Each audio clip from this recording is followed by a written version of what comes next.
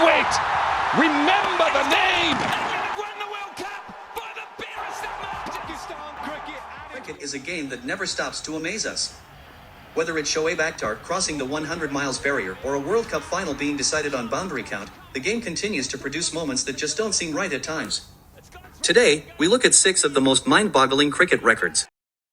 In the age of baseball, we might be getting accustomed to shorter test matches, but it will take something extraordinary to beat the record for the shortest test match with a result in the history of cricket. 5 hours and 53 minutes. A test match between Australia and South Africa lasted less than 2 sessions in 1932 as South Africa fell to an innings defeat with scores of 36 and 45 against Australia's 153. Incredible! Trent Bolt's predecessor in the New Zealand lineup holds the record for taking more wickets in test matches than runs scored. He represented the Kiwis 71 times in whites, taking 233 wickets but scoring only 123 runs.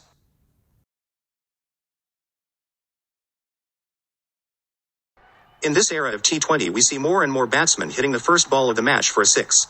Nothing too weird about that, right? Now guess the number of batsmen in the world who have done so in test matches. 1. Chris Gayle versus Bangladesh in 2012. Although, something tells me he might not be the only one in the years to come.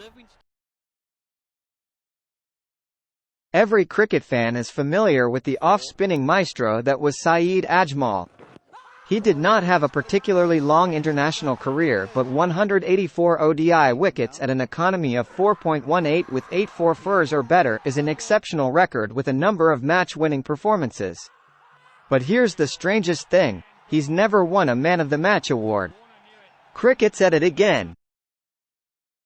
Australia once declared an innings in test match for 32. You heard that right. The Gabba is often considered notorious for batsmen, but once in 1950, it became just unplayable after rain. England decided to take advantage of the situation by declaring their innings when they were still trailing by 160 runs. And it almost worked as they had Australia 32 for 7, but they also declared and eventually won the game by 70 runs.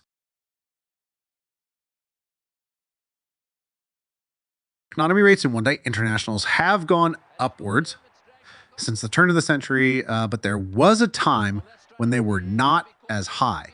But the best economy rate in one-day internationals for a completed spell might still surprise you. 0.30, yes. Phil Simmons in 1992 in a one-day international against Pakistan conceded only 3 runs in his 10-over spell. Amazing to say the least.